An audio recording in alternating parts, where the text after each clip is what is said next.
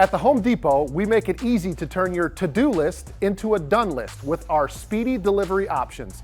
Need something in a hurry? We offer next day and even same day delivery on a wide variety of products. The best part is you can order straight from your couch. Our team is ready to help and get your order to you same day if it's placed by 4 p.m. on select products. When shopping online, filter by delivery to see availability options. Delivery at the speed you need, only at the Home Depot. We are back on the Falcons Audible presented by AT&T. That's DJ Shockley, Dave Archer. I'm Derek Rackley, and the wait was not long for a defensive coordinator. Raheem Morris and company worked efficiently over the past, call it 7 or 8 days, interviewing a number of different candidates, and they have landed on their guy. Jeff Ulbrich will be the new defensive coordinator for the Atlanta Falcons. A familiar face, fellas. Jeff Ulbrich obviously had been with the organization for a number of years. I'll give you kind of a quick background on Jeff Ulbrich if you're not quite sure about him. Former player, spent his entire career with the San Francisco 49ers at the time, came in actually the same year that I did in 2000. Played 10 years with them as a special teams player and a linebacker. Started his career with the Seattle Seahawks, kind of in his assistant special teams role.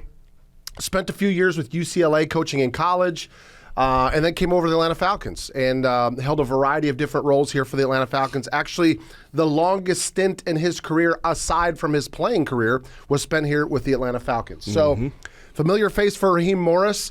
Before we came on air, Arch, last week when we were talking about potential defensive coordinator candidates, he was one of the names that you threw out and probably the one that you spoke the most about, obviously the familiarity with the organization. Does this make sense, and what was your initial thoughts when you heard the name of Jeff Ulbrich? Yeah, I think it makes sense, Iraq, and I know that probably the fans are saying they wanted some sexy hire or something that, Buddy Ryan and Bud Foster aren't walking through that door. So as it turns out, a lot of people run similar styles of defense. Now, whether you play more man coverage or you play more cover, zone coverage, how many people do you bring at the pass or how often do you blitz? Those are the kind of things I guess you begin to break down in guys' backgrounds. But it's similar. A lot of people are talking about 4-3-3-4. Most defenses, Shaq, wouldn't you say they're kind of an amoeba style defense? They kind of morph to whatever they need to be, and we start thinking about nickel. You're in nickel 62% of the time, somewhere in the neighborhood. It's a 4-man line anyway, and so you got an extra DB on the field. So all the schematics and stuff I think can be adjusted. I think ultimately, Rack, what it came down to was when you interviewed 7 guys, and so then they come in and they sit down. Certainly, there's got to be a comfort zone. You feel. Okay, what's your thought process as to how you want to use this roster? What do you know about our roster, and how would you, improve us? What do we need to do? And so these guys will lay out some kind of plan, whether it's Steve Wilkes or Dwink Martindale or whoever, they'll lay out a plan. And then Raheem's got an idea. Remember, that's his side of the ball. Yep. For the most part, it's coached both sides, but he's got an idea what he wants this thing to look like, and so he begins to blend these thoughts and says, okay, what meshes with what I'm thinking about with what we have personnel-wise that blends together the best? And certainly Ulbrich's background with Raheem Morris comes into play here. Raheem named him as the defensive coordinator when Raheem took over as the interim coach when Dan Quinn would let go, and they had some success together. But if you go back to it, and I know Atlanta fans are saying, well, what does numbers look like? And I know you can dive into some of the numbers, Rack, but pretty good defenses in New York. And talking about top really 5 defenses. Now, Robert Saleh is another guy. You thought, well, maybe would he be a guy interviewed? But his hands are on it a little bit. But if you go back to 2017, when Atlanta has had their best defense in recent memory, that was the last time Atlanta went to the playoffs. Jeff Ulbrich had his hands on that defense. Now, was he the coordinator? No. Remember, Quinn's the defensive guy. You had another guy in. Quinn took over the defense at some point. Ulbrich was involved there. So was Raheem Morris. So there's some synergy there when you start talking about the two of them. And they had a top 10 defense, and it was a group that got after people. So I think all in all, from a comfort standpoint, this is what you expected to happen. Yep. And Shock, it's almost like any line of business, it's all about relationships, right? Yeah. Because especially in this line of business, the amount of time that these guys spend together, not only on the playing field and the practice field, but in the meeting room, which is where all of magic happens, if you will, there has to be a comfort level from a personality perspective. At the end of the day, you kind of need to like these guys, right? Because you're going to spend so much time with them, arguably more than you're going to spend with your family. So it's not necessarily a surprise to see it's a guy that Raheem Morris not only has a relationship, but probably a really good relationship with. Right. But to your point, I'm sure there's things that when they were interviewing, Ulbrich came in and said, okay, this is my stamp. Here's what I want to do. I see these personnel. But I'm sure Raheem Morris was also like, this wasn't good enough. That wasn't good enough. This has to improve. These are the things that if you are going to be on this staff, we have to get better as a team. And I would imagine it's kind of melding those two thoughts together. Would you agree? And I probably, guarantee you going into that interview with Raheem, he knew coming in those were 3 or 4 things that we're going to be asked about. There's 3 or 4 things that you have to improve on. And Raheem's going to say, how do you go about trying to improve? And I think Arch did a great job of talking about, okay, you don't know what's happening right now. You don't know who we're going to get. You don't know who's going to come in free agency, who's going to come in the draft. With the roster you have right now, how do you improve it right now? And I think that's a big part of his selling point probably to Raheem was, you know what, here are some of the things that I could do that could help us. He probably went back, I'm saying probably, he went back and watched some tape from this defense last year and said, here were some things that I thought you could accentuate with this guy. Here's something that I thought you guys could have, maybe use when it comes to coverages or blitzes or bringing guys from certain areas that Raheem's like, okay, I get that, I understand, I like that, and I can meld it, like you said, with what we like to do. I think the other part about it is when you talk about relationships, you talk about getting guys to play at an elite level, or getting guys to play at a high level, and can you get those guys to do that? We talk about that so much often with quarterbacks. How can you make everybody around you better?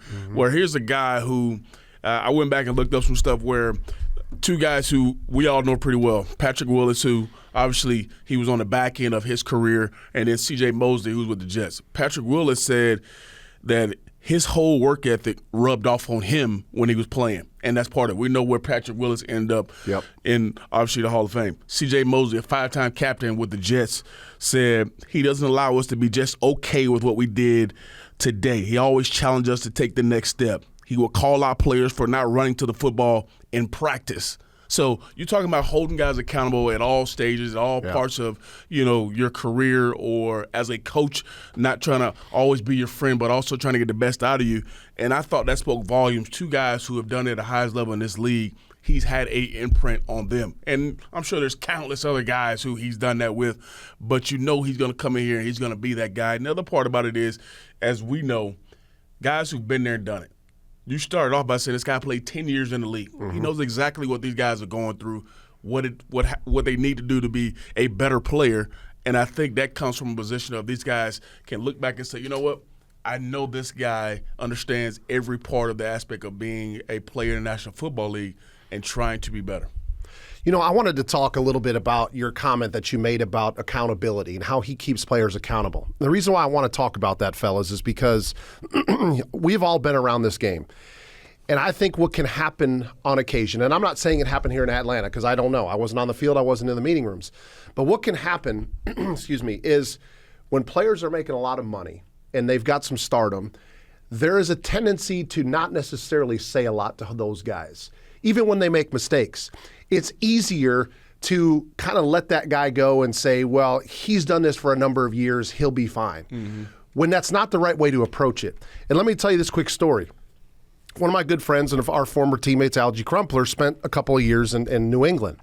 And I asked him a couple of questions about his time in New England. And he said the one thing that was different about Bill Belichick is it didn't matter if it was me or if it was Tom Brady. He would call you out. He would curse you up and down because if you weren't doing what you were supposed to be doing to help the team win, he was going to tell you. And he didn't care who it was. So to your point, it's refreshing to me, not to say that Atlanta wasn't doing it, Arch, but to have a coach that's going to keep everybody accountable to say the little things, like you're not running to the ball in practice, right? Those are the little things that I think spill over into game days and take you from being good or above average to great. And I think that's probably what the goal is for this organization, is we need to take a good defense and we need to make it above average or great. No, it's an unbelievably good point, Rack, and I think that when you go through this interview process with the guys that you sit down, is that a piece that's very important to the guy you talk to? And I don't know whether it was something that maybe Wilkes and Martindale and whoever else they interviewed said, but it certainly came across a really good job by Shock to find those quotes from those players that are really high-level players to echo what you two guys are talking about bringing the noise every day. It's not about coming on Sunday and loaded. Everybody can come in Sunday. Everybody wants to play in the games.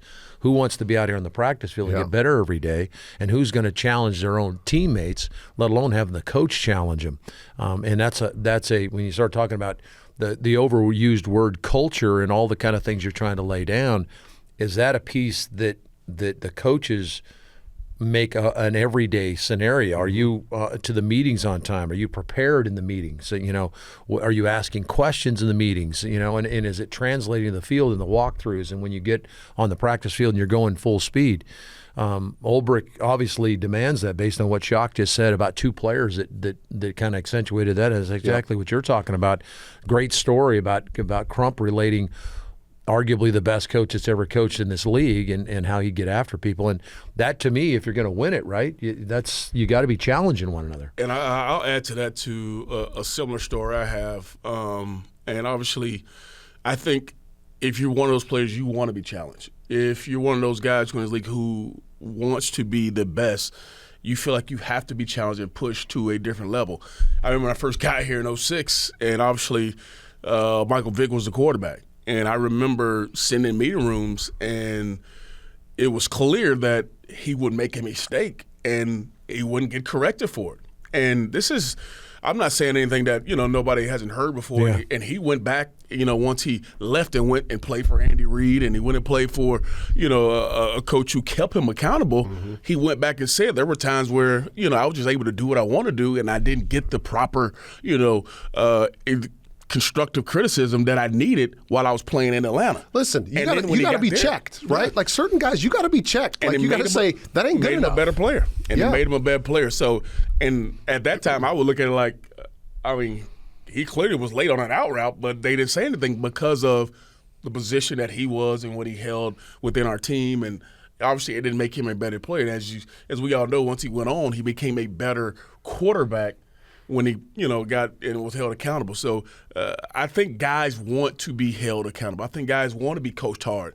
And you love the fact that Ulbrich's one of those guys who, regardless of your stature, where you stand, he's going to coach as hard as he can to get the best out of you. Well, and it lays down the idea that, okay, we're going to check one another. Now I can check Shock, Shock can check me, because that's the atmosphere we've promoted here. That's what the coach is demanding of you. And you say, wait a minute, don't remember. Because a lot of times as players, you're kind of a little hesitant to jump on a guy, one of your own teammates, because is that really what a teammate does? Well, yeah, the good ones do, and Grady Jarrett's one of those guys. Grady demands the best out of each guy, and he'd like to think that all 53 guys that have a chance to play on the weekend and all 69 guys that are on this team that practice are in that same boat with one another. Yeah. So, guys, Arch, you talked a little bit about it. I mean, I'm sure people want to know, like, what kind of success that Ulbrich had when he was with the Jets. I think we would all agree that his first year was not so great from a record perspective and from a statistic perspective. There was a lot of things that had to change there. But if you look over the last couple of years, starting back in 22, in points defensively, they were fourth in the NFL. Yards, fourth in the NFL. Passing yards, third in the NFL. Rushing yards, 16th in the NFL. And if you go back to sacks and back in 22, they were seventh in the NFL. So these are some of the things.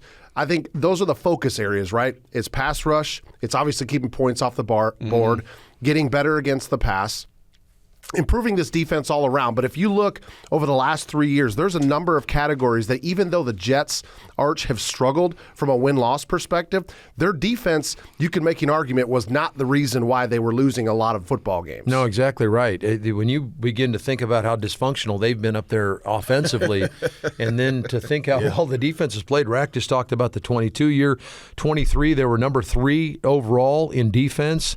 They had 27 takeaways, which was 8th in the league that year. They had 48 sacks. They were 12th in the league in points against. One of the conversion down. You go to 22, 23, 24 defensively, they were 38% conversion rate, 37% conversion rate, 38% conversion rate. You're getting off the field on third down. Sacks, 45 sacks, 48 sacks, 43 sacks this last year. And you mentioned 4, 3, and 3 in total defense.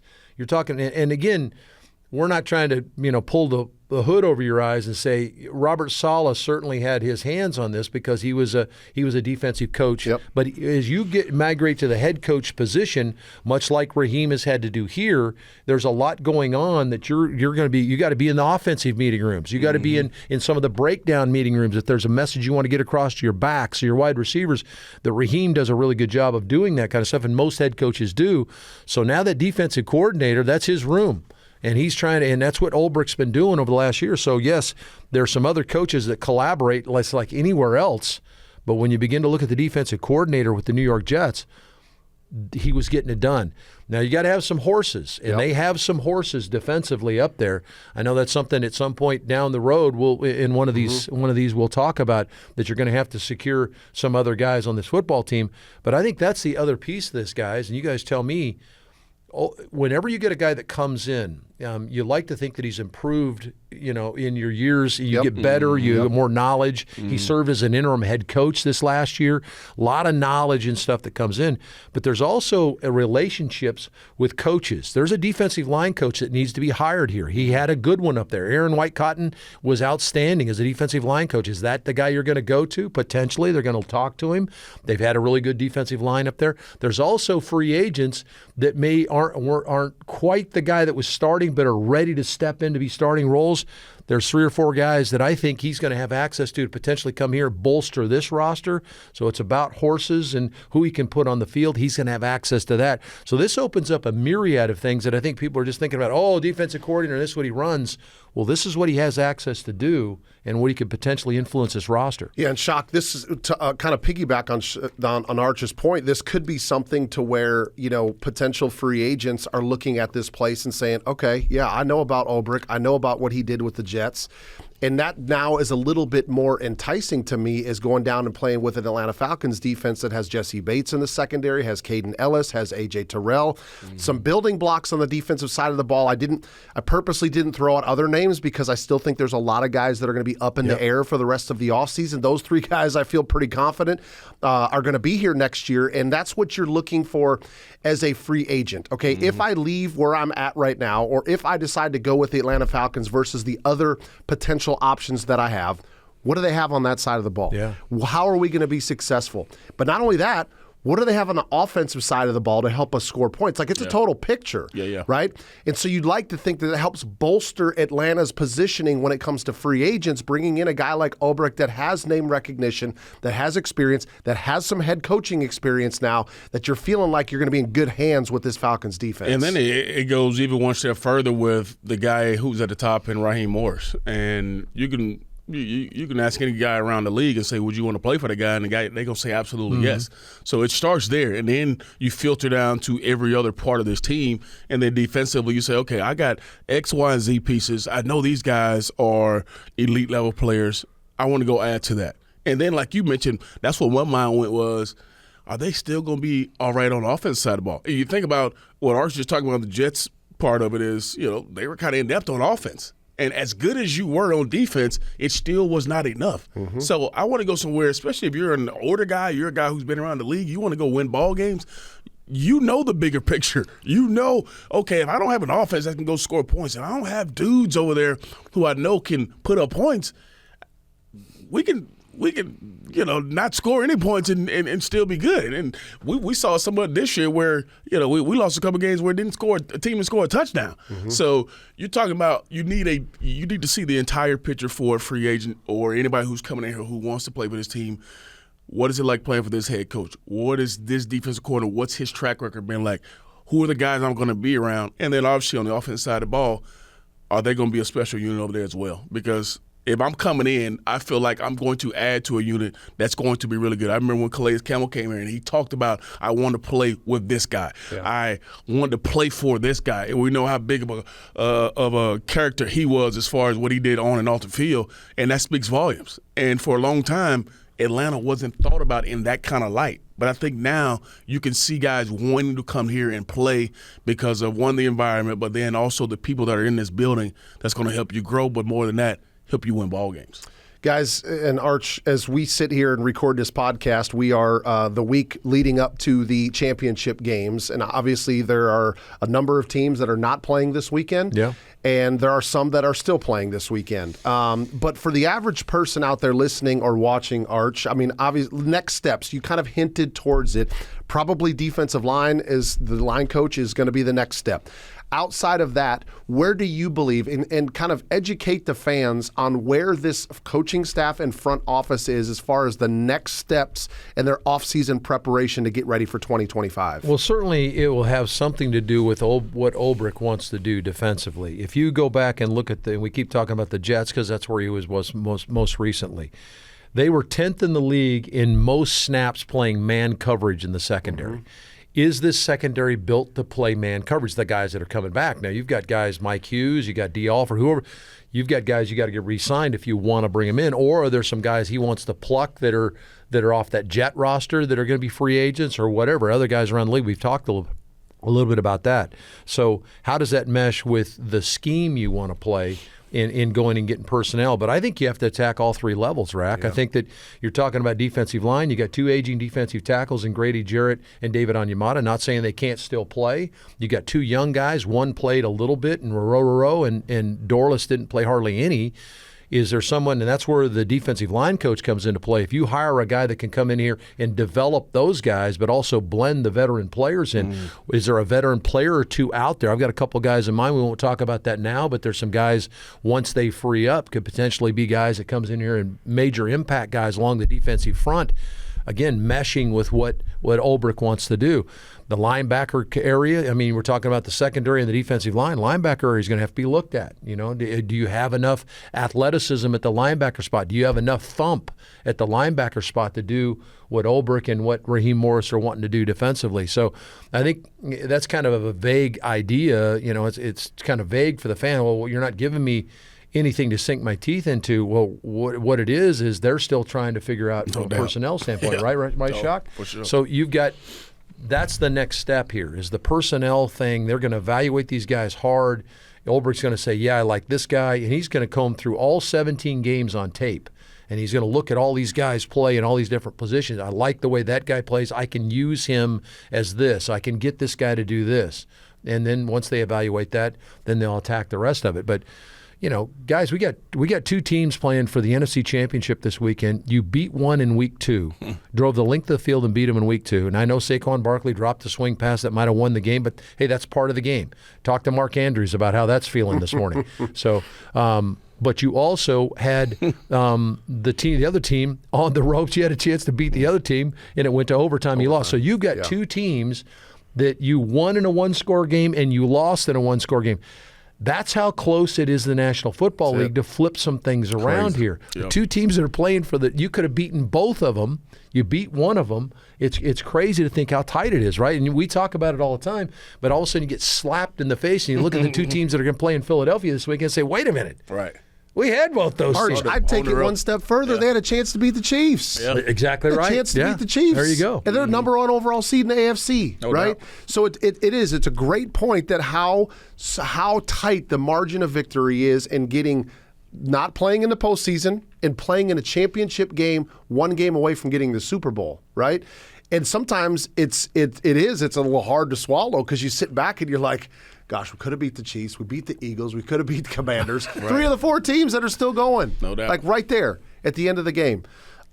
So I think Arch made a great point last week, Shock, that I wanted to kind of talk about, hammer down a little bit more, because this offseason stuff for NFL teams, it's not a one-path deal, right? You mentioned this last week, Arch, is Ulbrich is looking at all 17 games of the Falcons footage, looking at personnel, schemes, what worked, what didn't work. They're talking about college all-star games and looking at all those tapes with the scouts. They're evaluating the current roster with guys that they want to come back, guys that are potentially not going to be coming back. They're starting to look at other free agents, potential guys that are going to be there across the National Football League. And then obviously they're starting to talk about the draft, right?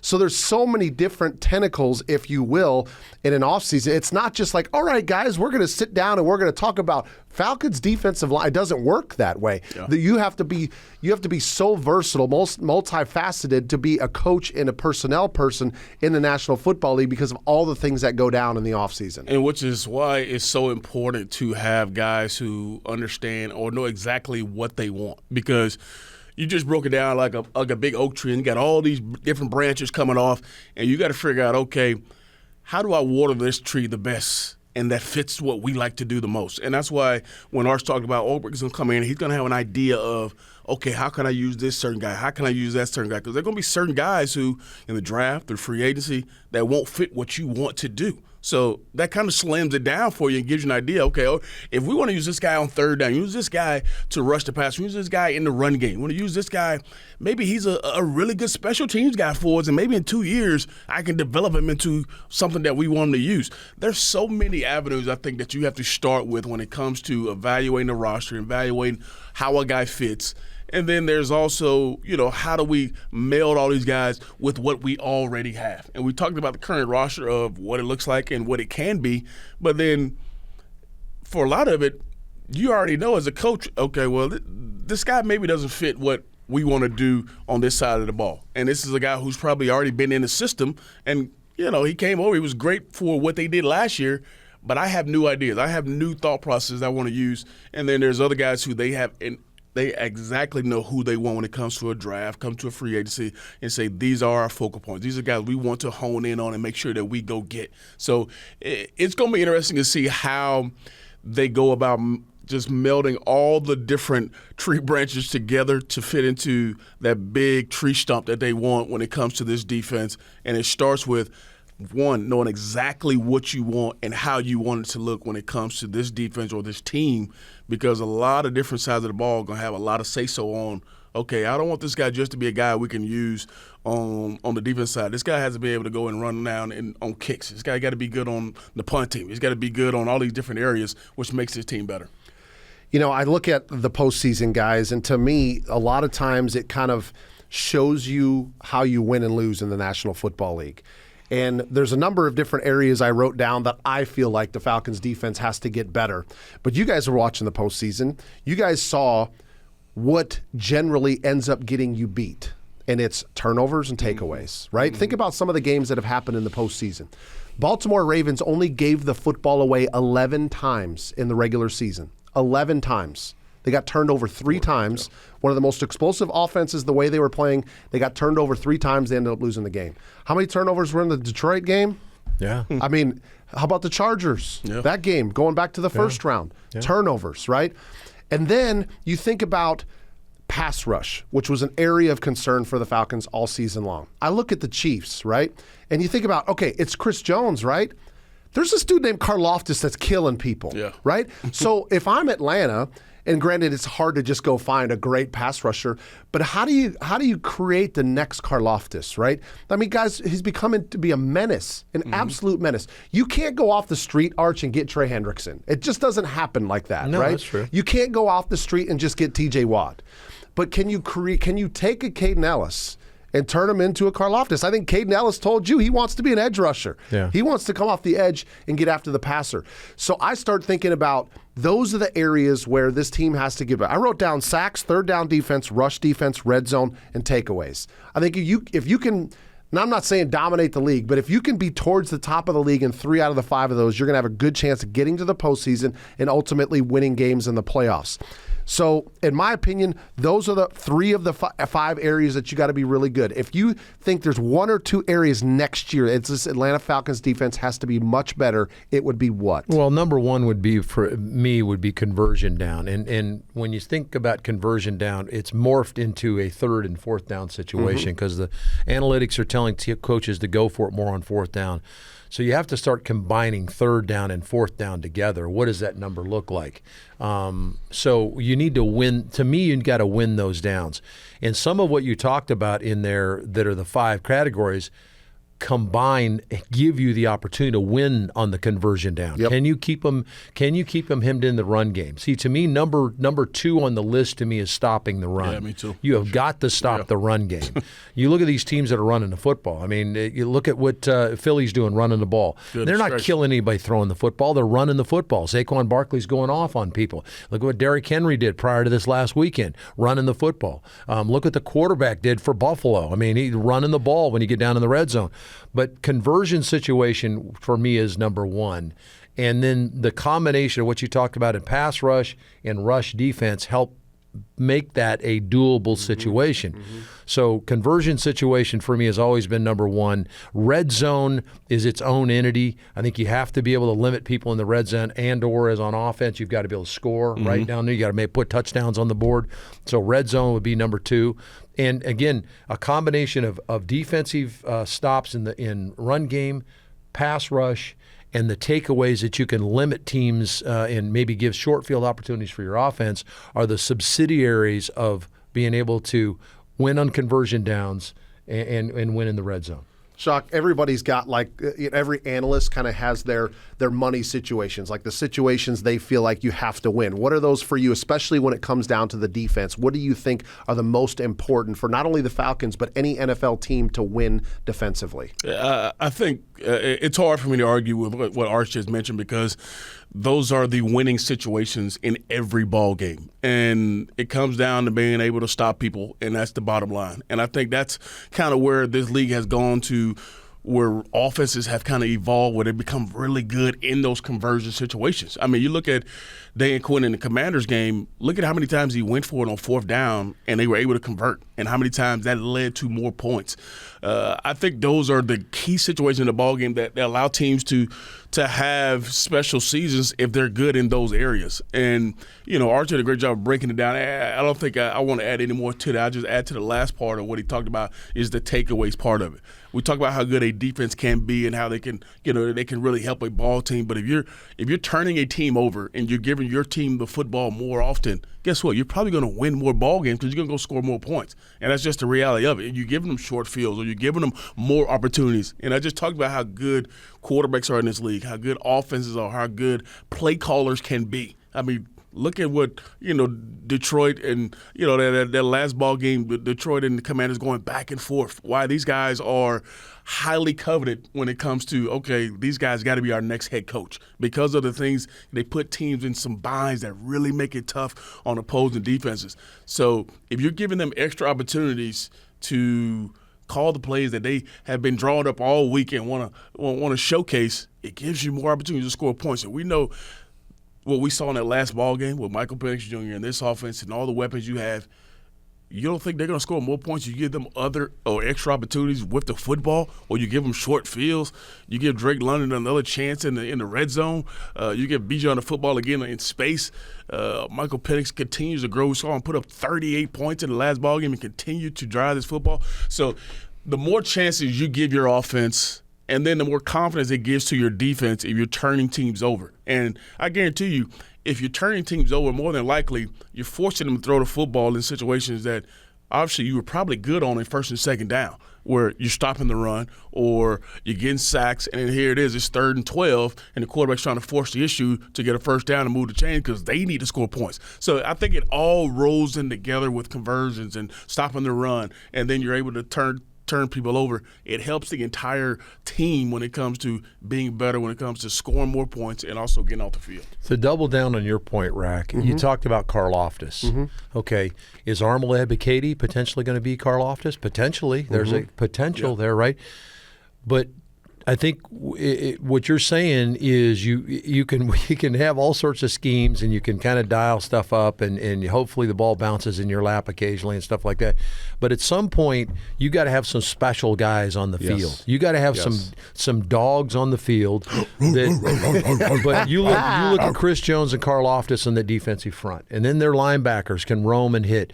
And so there are some guys on this team that potentially be that. But ultimately, you do have to have some guys that go get it. I played against guys like Reggie White. And Lawrence Taylor and people like that. You go back and look at that great defense in Chicago with Singletary standing behind the likes of Richard Dent and people like that. So there's special guys because I try to stay away from all those guys. I try not to mingle with any defensive players.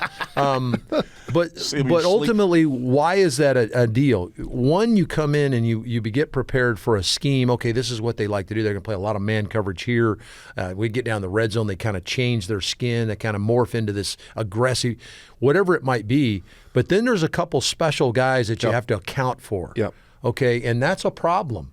I remember trying to account for Reggie White coming off the edge. We played them in '86. There's a quick story. We're going to play Buddy Ryan's defense, and we're going to play that 46 that just kicked our ass the weekend before, the year before in Chicago. He's now in Philadelphia. Okay, so the whole week we got ready for where's Reggie White? Well, he lines up in a wide 9. We'll get him blocked. So what we're going to do is we're going to fan the tackle. We'll chip block. We'll put a tight end over there. We'll have him. We had 2 guys on him. Now he may still win occasionally, but we got him accounted for. I come to the line of scrimmage on the first play of the game. Step up. We're going to double seam him. Okay, we're going to get 2 guys down the seam, hitches on the outside to occupy the corners, and we're going to try to influence Wes Hopkins in the middle of the field. I walk to the line of scrimmage and I look over and I just say, "Where's Reggie at?" Just make sure he's not over there. Where's Reggie White? They'd rotated Reggie over, and he's now over the nose in the 46. Oh, no. And so he's now ISO'd on our center. We had a young guy that the first time he'd ever played center. First play of the game. Coach. I didn't call timeout. I probably should have, Jack. Should have. First I took the sound. I said, well, he's hemmed in. We got him hemmed in the middle of the field. We got Reggie White taken care of. He's in the middle of the field. He can't come off the edge. So I took the snap. And when I took my first step to look at the safety, the center's head hit me in the shoulder. Oh, God. And he tackled me and the center on the same play. I got sacked 8 times that day. I mean, but he's a special dude. And so my point is, to your point, and it's really well made.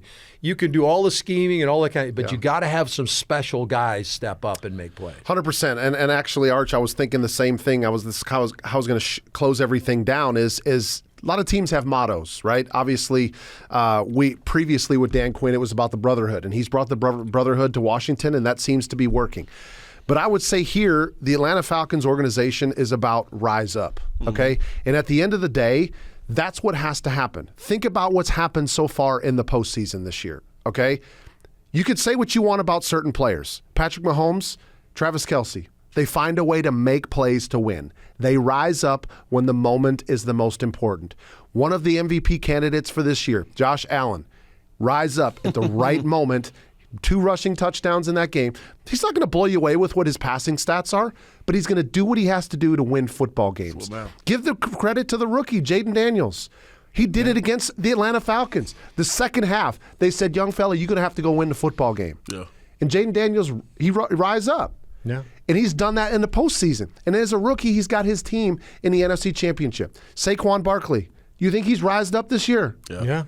Like, you have to have players that play at an unbelievably high level each and every week and do special things for you to win and ultimately get you into the postseason. Do you not think that Patrick Mahomes has done some special things throughout the course of his career to win these Super Bowls?